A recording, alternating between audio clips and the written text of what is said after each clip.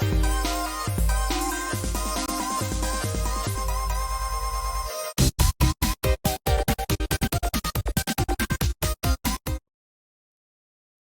everybody, welcome to Comics from the Future. I'm Andy. I'm Matt. We're here with Infinity Flux Comics going over some of the biggest and best books that you can pre-order by Sunday night at 9 o'clock for in a few weeks. So we want to make sure you don't miss out on anything good. There is some great stuff coming out this week. Absolutely. So I'm very excited about this. DC's still got their night terrors going on, but I feel like we're reaching the end of like the number twos for that. Yeah, we're definitely in, as far as pre-orders go, we're definitely in the second half Yeah. of the whole thing. But Marvel's still ramping up their big X-Men books for the Fall of X, and there's some really cool indie titles coming out as well. So follow along if you are on the website, and let's get going. Starting with our featured comics.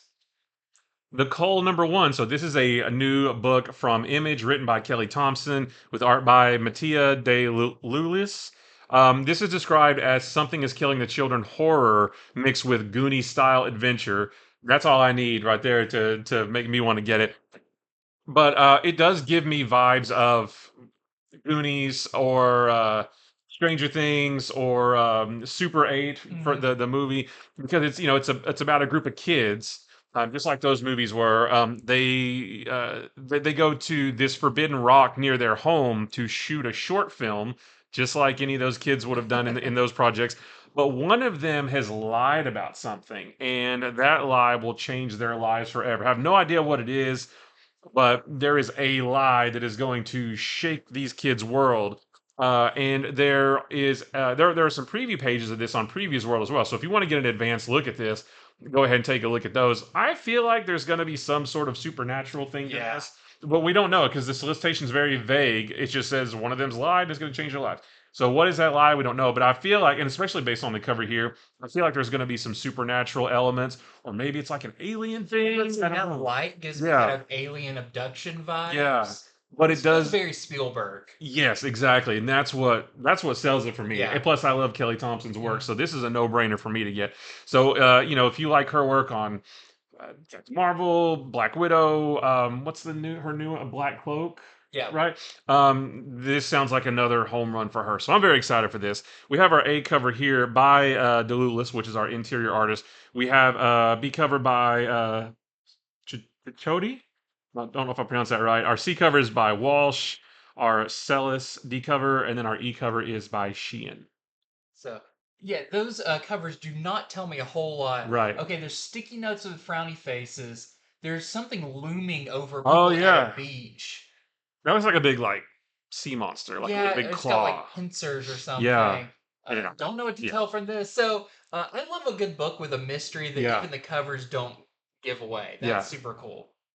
Okay, next up we have a new one from Marvel. This is going to be a 5-issue or a 4-issue miniseries. This is Jean Grey. This is going to be written by Louise Simonson, who just, one of the staples of Marvel for the past, forever. Yeah. Since the 90s. No, since the 80s. Yeah. If you watch that documentary about Claremont's X-Men, she's all through that because they all kind of worked on X-Men and Thor and all of those around that time. The art is done by Bernard Chang, who I like him. Has been working at DC recently, I believe. So a lot of really great talent working on this, and this is, like a lot of the X books right now, set after the events of Hellfire Gala. Now, I believe this week is when the Hellfire Gala book actually comes out. So I feel like all of these books are going to make way more sense post reading that.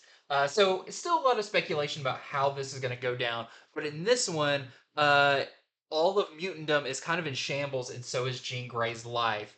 And she's going to have to look into her past to figure out where it all went wrong. So I don't know if she's kind of blaming herself for some of the stuff going down, or just, being a member of the X-Men in general. Is there something we could have done? It's very interesting, and I like when Jean takes a center stage because she's such an important character in the Marvel universe, that she's really a character that can change the game Oh yeah.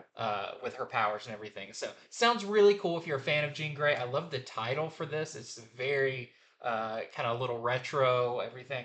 Very, very cool. So if you want to check this out, this is our A cover. We also have our Derek Chew I love that variant one. with the classic Yep. Marvel Girl costume. We Oh, that's have good too. a George Perez variant. And then we have a Juan Cabal Miss Minutes variant, which we're getting a lot of Miss Minutes Yep. variants coming up. Loki season 2 is coming soon, so I Yeah. guess they're getting everybody You don't forget about this very big character right. that everyone was talking Yeah. about. So next is a book called The Plot Holes. This is the first issue of a 5-issue miniseries. This is written and drawn by Sean Gordon Murphy, and he crowdfunded this a couple 2020, right? I Yeah, think. on Indiegogo. Yeah, Indiegogo. Now it is being published by Whatnot Publishing Massive, which is a branch of Whatnot. I remember when he was posting images of this when he was working on it on Instagram, and it looked really cool. So it's about this group of fictional warriors called the Plot Holes. They're made up of a manga samurai, a barbarian tiger, a kid from a comic strip. There is a vampire assassin, and then their newest member is the guy on the cover there, who his name's Cliff. He's a comic creator who just realized that his life is fictional. His life is actually part of a novel that I guess somebody else is reading somewhere. And this group of characters, they transport themselves into the pages of different books and stories in order to save those stories from destruction, whatever those stories may be. So there is no telling what kind of visuals you'll get from Yeah. this, what kind of stories they'll get into. Maybe they're not all like super high adventure stories. Maybe they have to like transport into a romance story or something. That would be funny. But it sounds really cool. Like I said, I remember when he was posting pictures of his work on this, and it looked awesome. I'm a big fan of Sean Gordon Murphy, so this one sounds really, really good. I'm glad that it's being made available to a larger audience now than just going to somewhere like Indiegogo to get it. So I'll definitely be getting this one too because I think it sounds great. We have our A cover here, which is from Sean Gordon Murphy. We have our Panosian variant. We've got a Beta Ray Bill homage variant by Walt Simonson. I love that one so I love that much. because it's like you don't get much more. Like you've got the original Beta Ray Bill artist doing a Beta Ray Bill Yeah, that's homage. great. We have our D cover by Sommariva.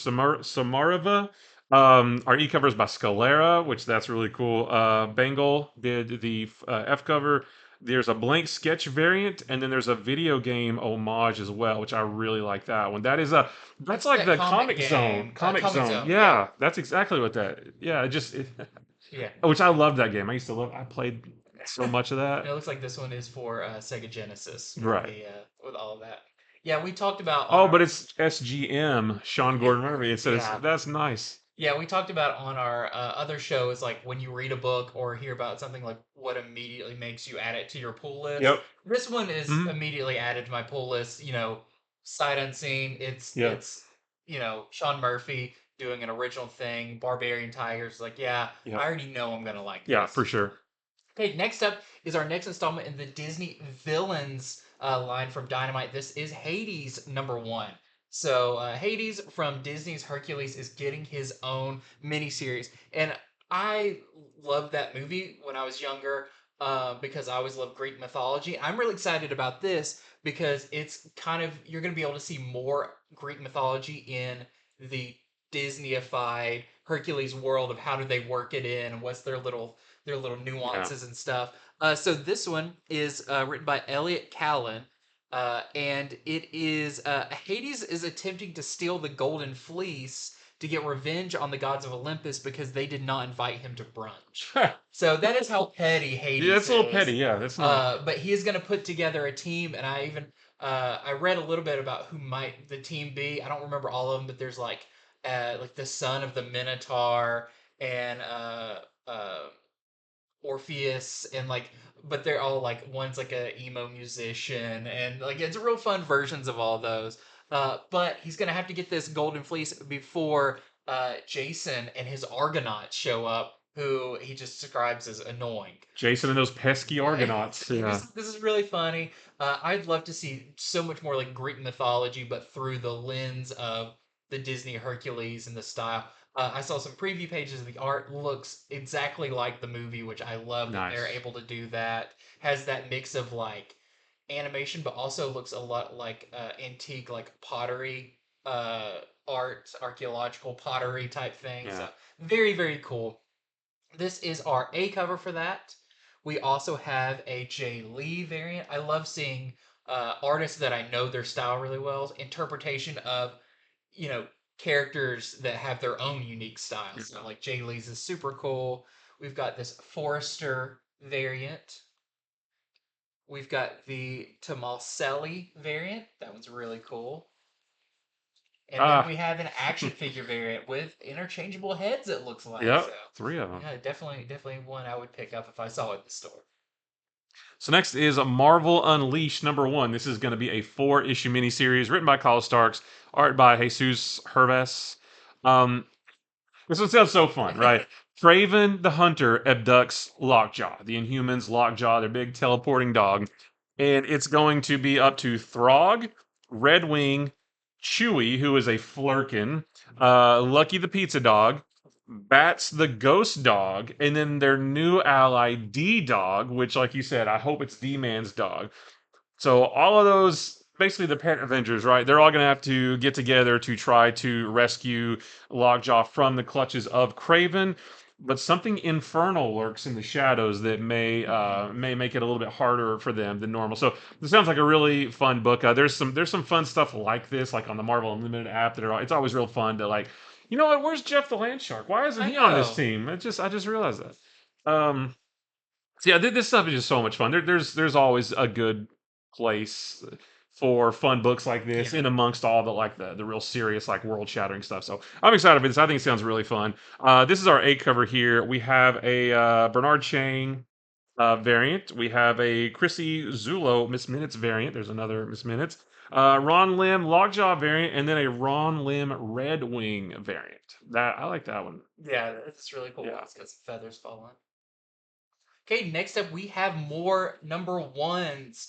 So these may be even more exciting to you. Who knows? But let's get into them. Starting with, it's actually not a number one. It's actually less than Ooh, that. It is a issue number 0. 0. So I wasn't sure exactly where to put this in the lineup, but this is You're like, oh gosh, it says other number ones, not yeah. zeros. Where I'm does this very go? much a stickler to the rules. Yeah, So Penguin number 0. This is actually going to be uh, a collection of these backup stories from Batman issue 125 to 127, which involved the death of Penguin in right. quotes, where he leaves kind of a will to his heirs that nobody knew he had, and it's up to Catwoman to track them down. But someone is going around and murdering these children of the Penguin. So there is an upcoming Penguin That's series, right. and so they usually do this if this pertains to that story quite a bit, which it looks like it will. So if you did not get those issues of Batman, but you're interested in this new Penguin story, you'll probably want to pick this one up. It's by Chip Zdarsky, and the art is by Belen Ortega, and it's just the one cover. Yep. Next, we have the Captain America finale. That's simply what's called, Captain America finale. This is written by Colin Kelly and Jackson Lansing, who were the writers on Sentinel of Liberty, with art by Carmen Canero, who was the artist on Sentinel of Liberty.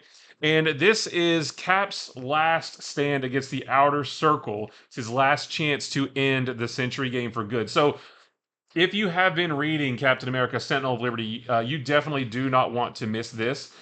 This is the end of all of that. And even if you've been um, reading Symbol of Truth too, there's some of that trickling into this as Yeah. well. So this is the end of all of that and is going to presumably lead us into the Captain America series coming out in September, written by Straczynski. So yeah, definitely don't miss this because this is going to put a nice little bow on that whole story that we've been getting for the last couple years. And so we have this A cover, and then we have a Greg Land variant as well. And next up, we have Realm of X. So this is a another post Hellfire Gala Fall of X title. This is going to be a 4-issue miniseries by Tarun Gronbeck and I can never pronounce his name. Dionysius Diogenes? Diogenes Neves. I've seen his name pop up. That's why he watched this, to watch us try to figure out names. But no, this is going to be Magic, Mirage, Marrow, Dust, and Typhoid Mary, which I think is funny. Is like, oh, she's joining in. Yeah. They find themselves stranded in Vanaheim. And while they're there, the people of Vanheim think that they're there to fulfill a prophecy that will either bring the realm to riches or ruin. So it sounds really funny that it's, every time I read one of these, I'm like, what is going to happen to the Hellfire Gala that, like, half of the people end up in another realm, all this happens. It's going to be crazy. But sounds really cool. This is our A cover for that. Then we also have this Darboe variant with Marrow. Next is the Fantastic Four annual. So this is continuing the contest of chaos. There we go. Storyline. I didn't mess it up this time, but just continuing that storyline. So this one is cool because it features the Human Torch versus Ghost Rider, which Hellfire versus whatever fire, human fire. It's like science created fire. Right. So we get more of Agatha Harkness's plan to recreate the Darkhold. We learn more about that. But we also get to see who is going to stand up against her in this. So, if, like I said, if you're reading the Contest of Chaos storyline, like I said, this is cool too because it reminds me of the old school annuals from like the 90s where different like a story would weave through all the annuals, and this is like that. So if you're checking out all the other Contest of Chaos ones, don't miss this one as well. We have this A cover here, and then a Todd Knock variant as well. That one's really cool. Yeah. Okay, next up we have Black Hammer: The End. So if you have been a fan of Black Hammer, it says the end, but it's not really the end. This is actually going to be kind of a new. I don't want to say jumping on point, but it's going to be a new kind of a rebirth era for it. Yeah. So this is by Jeff Lemire and Macaulay Ward, and this is picking up right after the events of Black Hammer Reborn from a year or so ago. And this will introduce new characters, new stakes, and the return to the farm that began this whole series. So sounds really cool, and they say this is going to be the biggest Black Hammer event so far. So if you have been jonesing for some more Black Hammer, we've got some more coming with Black Hammer: The End. This is our A cover. And then we also have this Ruben. I like that. Yeah. Black Hammer has such cool characters. Yeah. So next is let me say this right: Godzilla Rivals versus Space Godzilla. This one sounds super cool. So IDW has released a whole bunch of these Godzilla books. This one is about this is all on another planet. A long time ago, these crystals fell to this alien planet and became the subject of a planet-wide religion that eventually turned into a cult. The leader of that cult uses these crystals to summon his god, which is Space Godzilla here. And I guess hilarity is going to ensue. Now, what I'm curious about is, I guess, like, a lot of these have been Godzilla versus something, but Ghidorah, Rodan, one of those. But if this is on another planet, I guess Godzilla's not going to be there. I mean, I don't know. I don't know. I guess you have to read to find out. But I thought, oh, maybe this is a lot more like a traditional Godzilla story, except in space, where a space Godzilla just tramples a city or whatever. I don't know, because this takes place on another Earth or on another planet. Excuse me, too much multiverse stuff. Yeah, I'm not sure if he's going to fight regular Godzilla or if it's just going to be about him. But I like that cover. These Godzilla books are really fun. They're all one shots. So they're easily digestible. Pick it up, read a fun story, and then you're done. And this is no different here. So we have this A cover, and then we have a B cover by Zirit. And that's very colorful. Have you seen Space Godzilla, the movie? I don't think so. I love his design, just Godzilla with these giant crystallized spikes coming out of his back. I'm a big fan of that one. I love all the weird every different version of Godzilla because there's so many of them, and I've really enjoyed these. That cover would make a great. What are they doing with Night Terrors? Where they do like the black light ink? That would be cool on that. Yeah. Okay, next up, gonna go through pretty fast because there's a lot of them. But this is the IDW Endless Summer one shots. So a lot of these Saturday morning adventure books they've been doing are getting these one shots that kind of celebrate summer, and it kind of remind me of, like, since they're all Saturday morning cartoon shows, Hmm. kind of like a Saturday or a summer special that Yeah. these shows would Yeah. have. So they're all kind of summer themed. Starting off, we have Endless Summers D&D, and in this one, the kids have found the perfect beach, but also a dragon egg, and Ooh. that's gonna mean some kind of terror for them, I'm sure. This is our A cover, and then we have our Lawrence B cover. Then next up we have Endless Summer My Little Pony. In this one we have our pony that's named Sunny Star Scout, and she loves summer, and she's real bummed it's coming to an end. But her friends are going to teach her, Aren't we all? hey, hey, we can party all year long, Yep. not just summer. So this is our A cover for that, and then we have our Lawrence variant for that one. We have Sonic the Hedgehog Endless Summer, and in this one, Sonic has a beach showdown against the Babylon Rogues. Looks like they're going to be playing some extreme beach volleyball. This is our A cover, and then we also have our Lawrence B cover.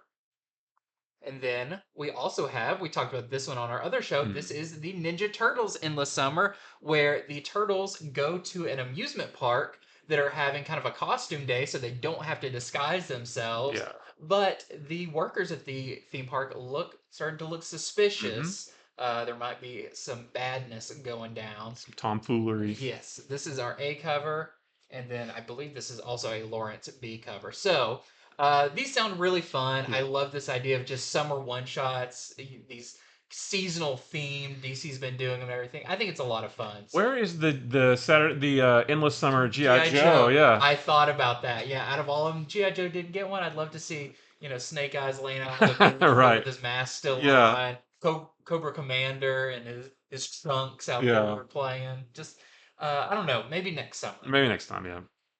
Okay, next up we have cool covers and other comics. But before we get to that, just want to remind you, you can order all of these awesome comics over at infinityflux.net. You can head over there right now, follow along, pre-order any of these, order what variant covers you like. Everything you pre-order, you get 10% off of. So that's at infinityflux.net.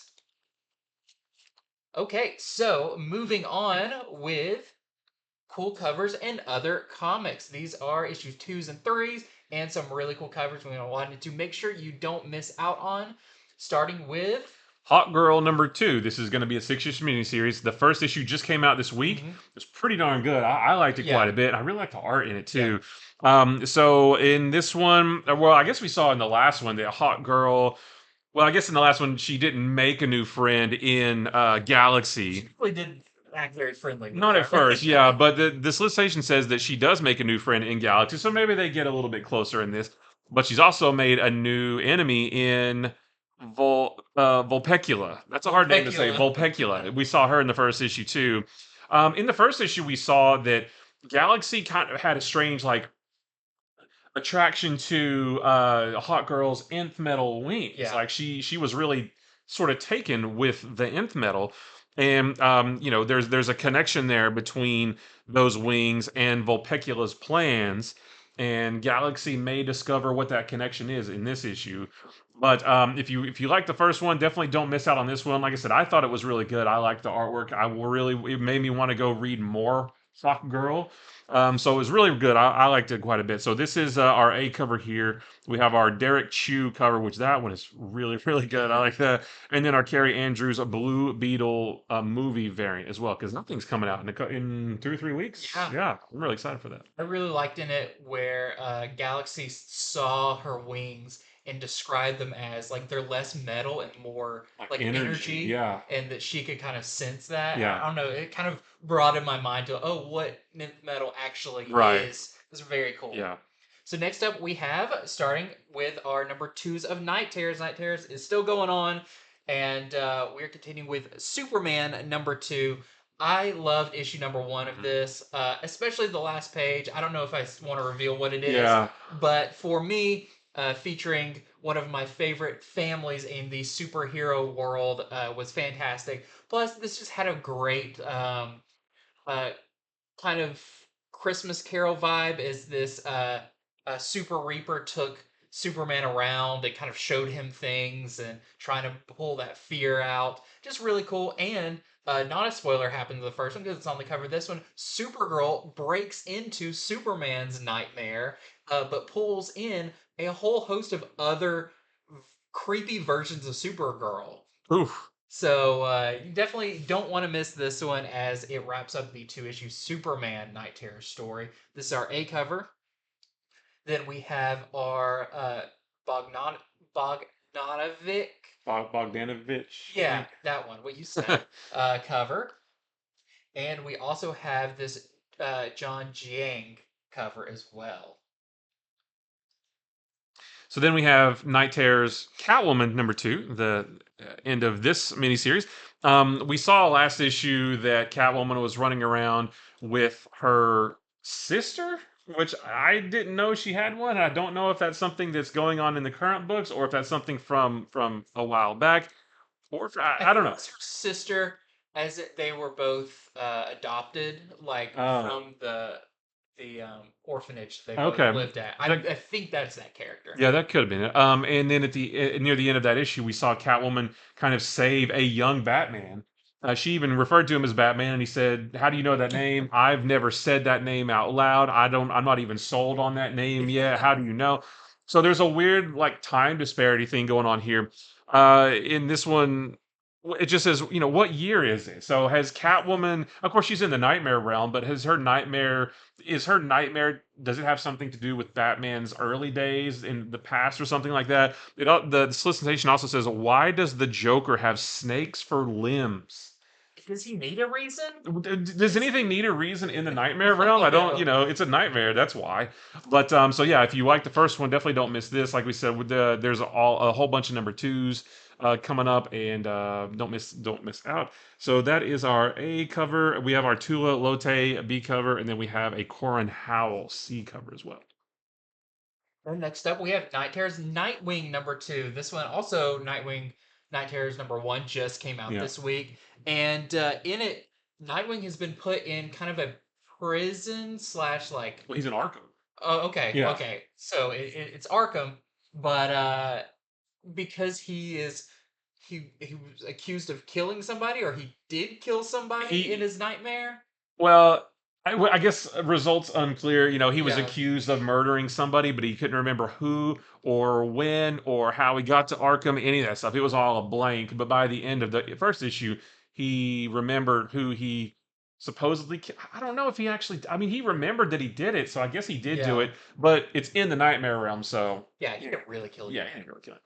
But in this one, he's gonna attempt to break out of Arkham with Scarecrow and Two Face. So that's gonna be really fun. And I think on the cover is this a nightmare version of Oracle that's like all computerized. I think so. Maybe. Yeah, I Okay, think so. this one is one I have not read yet. I've Yeah. not read number It's one really good. I yet. really enjoyed the first issue. Yeah. So this is our A cover, and then we have our Matina variant, which just like I want to see a book with Nightwing wearing That's the this. thing is like the B cover to issue 1 also had that version of Nightwing, but spoiler alert, he doesn't appear like that in the book. I wish he did. That's Not really cool. yet. Not yet, right? And then we also have the Jason Sean Alexander variant. That's a really cool. Very horrifying cover. So next is Night Terror's Punchline #2, and I really like the first issue of this, and I actually don't know much about Punchline because I haven't caught up on the Tiny and Batman run where she appeared. But this was really interesting.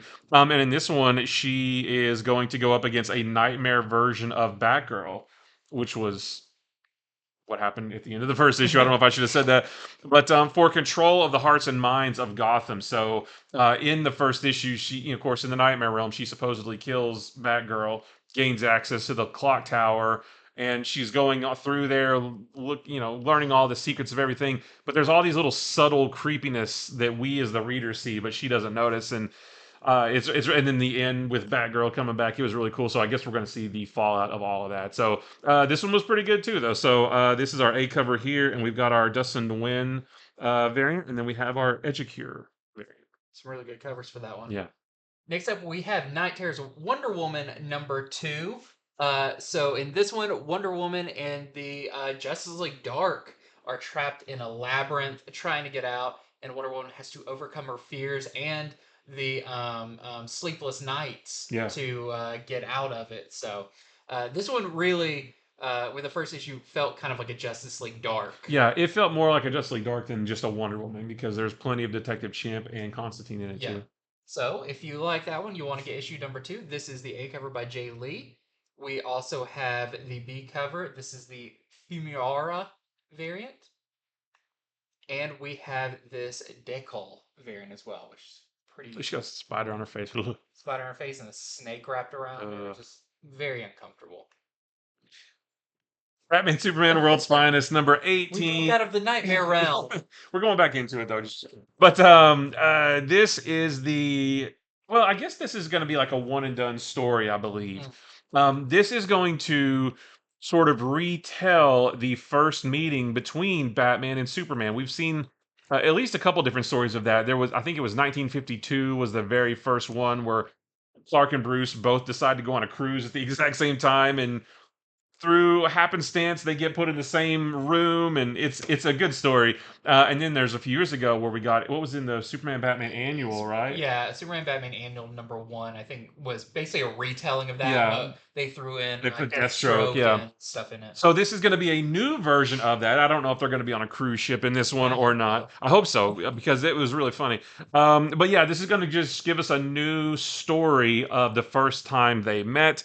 And there's going to be a stunning secret loss that nearly destroys their partnership before it even gets off the ground. So just this is my favorite book on the stands, and I can't wait for this. I love that cover. That was my phone background until a couple days ago.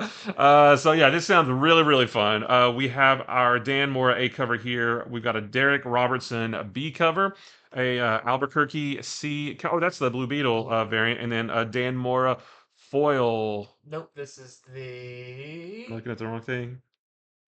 This the... Well, this is another one. Yeah, we don't know. Well, the foil is of the A cover. Right. So, yeah, that one's not here. But next up, sometimes we get our things out of order. It's fine. We're humans.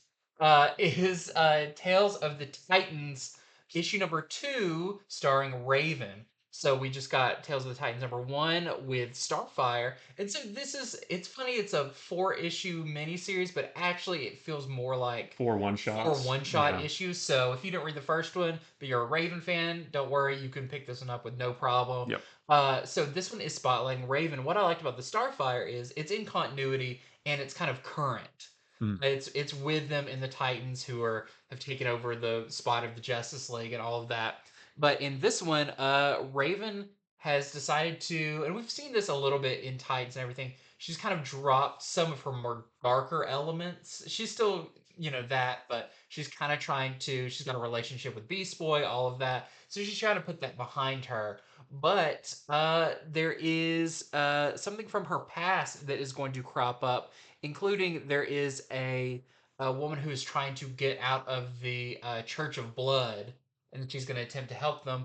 But this is going to bring up terrible reminders of her mother as she attempts to get that person to safety. So sounds really cool. All of these, it feels like are going to be very personal stories to these characters. As we, I guess these are kind of helpful if you are not super familiar also with the Titans, but they're the leading team. So here's some stories with them. So this is our A cover for that one. We also have our Christian Ward variant. We have our Max Dunbar Blue Beetle variant. And then we have this Titans foil variant, which is pretty cool. It feels like this would be a variant for Titans. Titans, yeah. So, okay. So, this is kind of a weird one. Yeah. Batman of the Brave and the Bold number 4. But it's a Night Terrors tie. I feel like this made me a liar to a lot of people. Where I was like, you don't have, you still don't have to read it. But Sure. I said, oh, it's just the main Night Terrors books and the 2 issue. But this one kind of crept in there as a tie-in Yeah, issue. I've said the same thing. I was like, oh, Night Terrors, the way they structured it is great because they just paused everything and they're just, here's Night Terrors, and then when that's over, we're going to resume everything else. But this is kind of like old school, like there's an event going on and all the different books have a tie-in. So it's not Night Terrors anything. It's called Batman the Brave and the Bold. It's number 4, but it is a tie-in to Night Terrors. And as far as I know, it's the only one it's going to be like this. It still is an anthology book with multiple stories in it.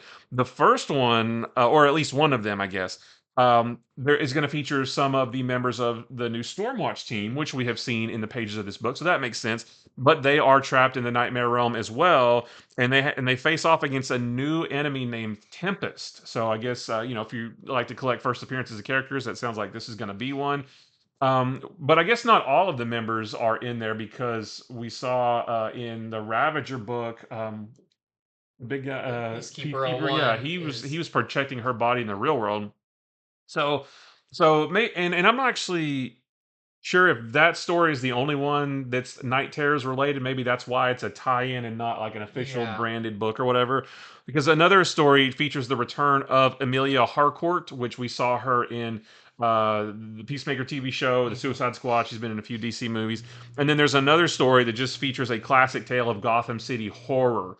So I now that I think about it, I'm thinking that the first story was Stormwatch. That's the only Night Terrors related one, and because they don't have their own book, they just had to do it here. So I think that may be why Yeah. this is a little bit different. So if you're trying to get everything Night Terrors, get this book as well. But if you like this book, but you're not doing the Night Terror stuff, you can still get this because I'm pretty sure the other stories are just the regular story. So we have our A cover here. We've got a Kale New variant, got an Otto Schmidt variant, and then a Diodato Jr. Blue Beetle cover.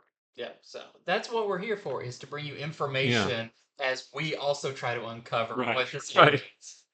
Okay, next up we have Void Rivals number 3. Did you read Void Rivals number 2? I did, and I really liked it. I mean, the big thing with the first one was, oh, G.I. Joe Yeah. Transformers, but there's still a story here with the other characters, and we get more of that in number 2, and I really liked it. So Yes. don't sleep on that. Don't think, oh, it's just G.I. Joe and Transformers. There's another good story here too. Yes. And did you recognize the thing at the end? No. I Okay. was gonna ask you about Yeah. that. I had to do a little research. It is a deep dive from Transformers in Okay. that one.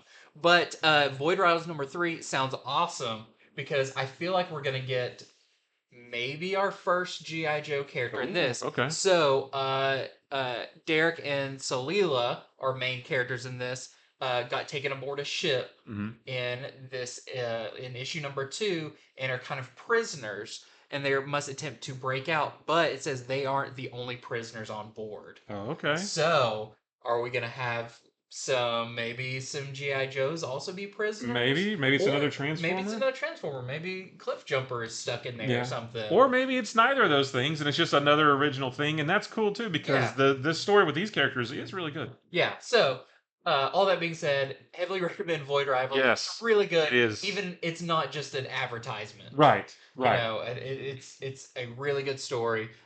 This is our A cover by our interior artist Dave Felici, and we have this James Heron variant too, which is super cool.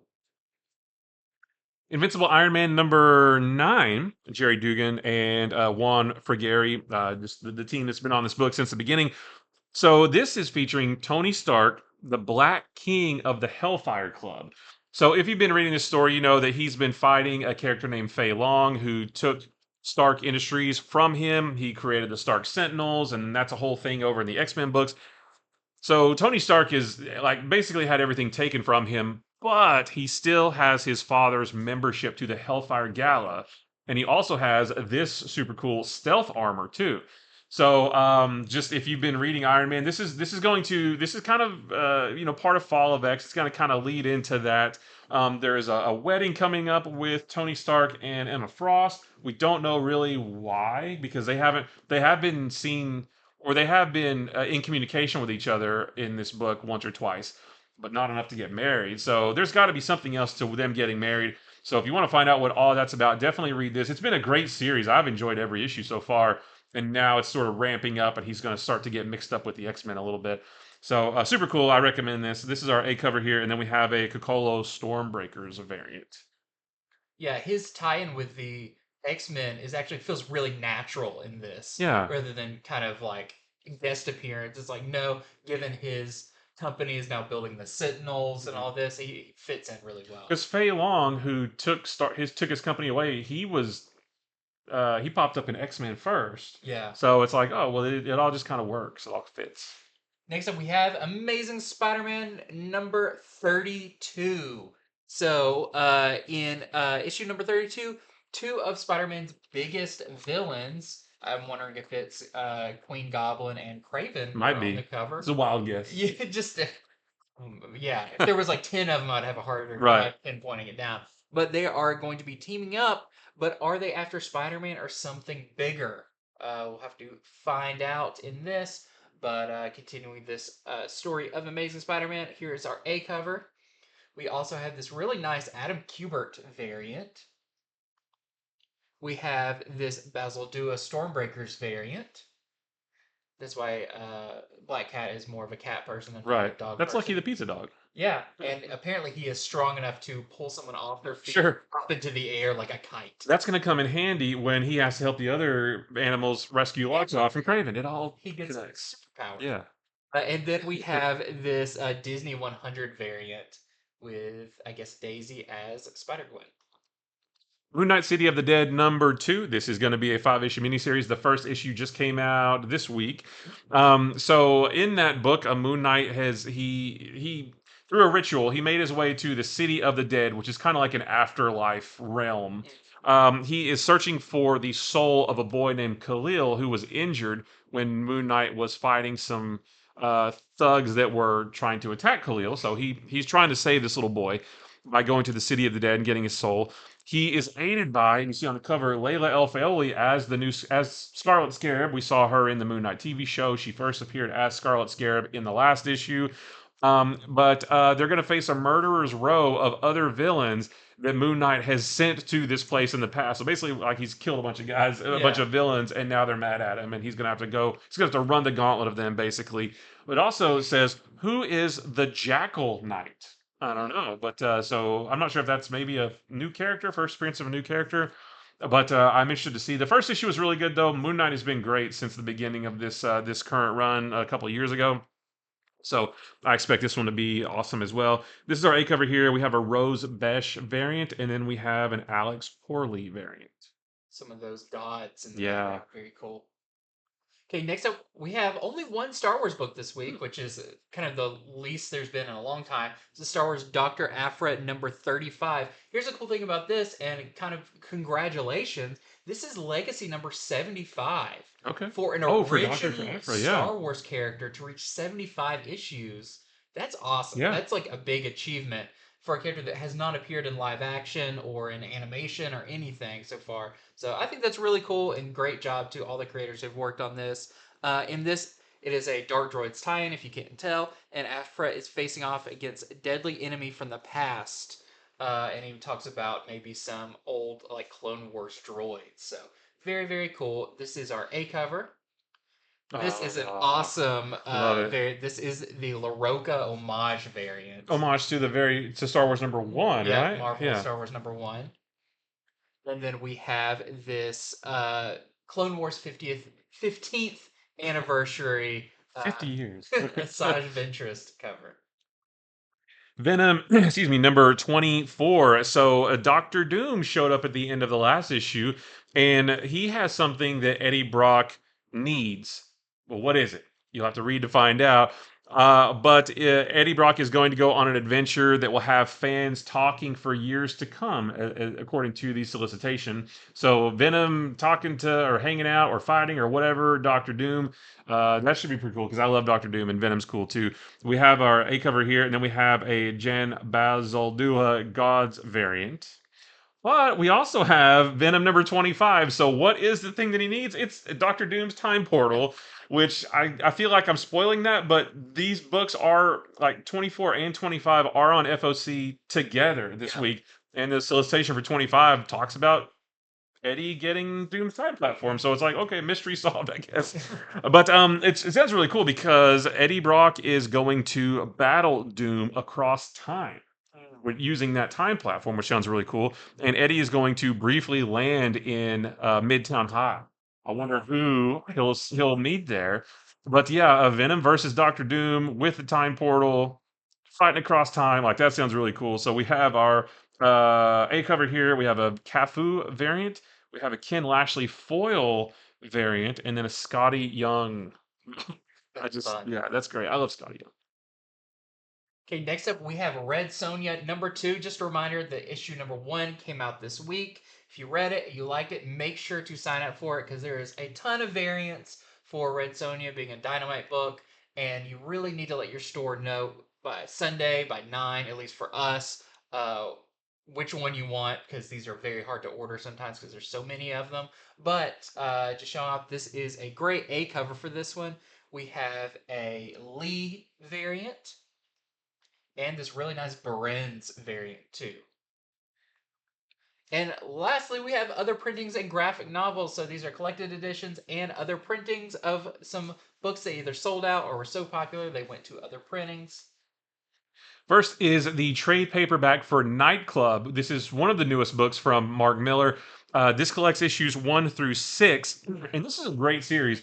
Basically, teenagers who get bitten by vampires, and what do they do with their new vampire abilities? They put masks on and basically become superheroes, which is awesome. I've always kind of wondered that, like, well, vampire powers are kind of cool, strength, flight, maybe some kind of possession or whatever. You could do some like really cool superheroes with that. Well, they do, but they do get in a little bit over their heads as well, which makes it really interesting. They try to do good, but they bite off a little bit more than they can chew. And pun, I guess I didn't mean to do Yeah. that, but that's funny. So this is collecting all 6 issues of that. It's really really good. It's going to be $16.99. I highly recommend this one. Next up, we have Star Wars Darth Vader Black, White, and Red Treasury Edition. Ooh. So this is going to be $29.99. It collects issues 1 through 4, and it's going to be that treasury size. So they do those like big size special. You can see the art a lot better since this is a very art forward book. Mm. This will be really cool. I'm guessing maybe down the line they'll do a smaller version of it, but for right now, this is the first edition they're releasing for $29.99. Next is the first volume of the trade paperback for Jed MacKay's newest run of Doctor Strange. This is going to collect issues 1 through 5. I'm actually not caught up on this series, so this would be a great way to do it. But I did read the first issue, and I read the newest one too. And really, there's some cool stuff coming, I think, for Doctor Strange based on the last issue. So if you want to get caught up on that, then definitely pre-order this. It's going to be pretty good, and this is going to be $17.99. And we got some more Void Oh, I like Rivals. that. I know the other printings have such good cover. Yeah. So this is Void Rivals #1 third printing, and this is awesome. It gives me very like a Robotech vibes. Yeah. With how detailed the Transformer is. Do we know that looks like Daniel Warren Johnson who is doing the Transformers book, I'm not but I'm not sure. sure. I don't think it is. Yeah, he's busy. Yeah, he's very busy. And we also have Void Rivals #2 second printing with kind of a spoiler variant if you haven't read that one, but just look away and pretend like you never saw this. And then we have a second printing of Spider-Man #10. This is the adjectiveless Dan Slott run that, for the last couple issues at least, have been very focused on Spider-Boy. This one features Spider-Man versus Electro. And Spider-Man's spider sense is going out of control. But this is a very Spider-Boy heavy book. So if you missed out the first time, if you're wanting to learn about Spider-Boy, getting ready for his upcoming ongoing series in November, this is a great one to get. This is, like I said, the second printing. Yeah, this was a great issue. It really was. Yeah, this whole run, all the Spider-Boy stuff is great. Okay, and that is it for Comics from the Future. Like I've said many times, get your orders in, help out your store. It's always, a gamble. They've got to place their orders without 100% knowing how big some of these books are going to be. So every little bit of information you can give them helps them decide they're ordering. Plus, it means you don't miss out on some things. So if you go to your store and you're like, "Where's this book?" and they're like, "It was super popular. You missed out." Which has happened to me several times Which because I didn't happens. pre-order something and I was like, oh, Exactly. I'll just get it off the shelf. Nope. Somebody got it before I got there. Yes. So, and that's been a big thing with Night Terrors. Night Terrors has Yeah. been way bigger than anyone thought, and so everyone who pre-ordered it got their book, and don't be left in the dust. So thank you so much for watching and following. Make sure to like and subscribe on YouTube. Yeah, and just stick with us for our next video coming up on Monday, where we are going to go over the books coming out that week, and you'll find some really cool stuff in that. So until then, See ya. bye.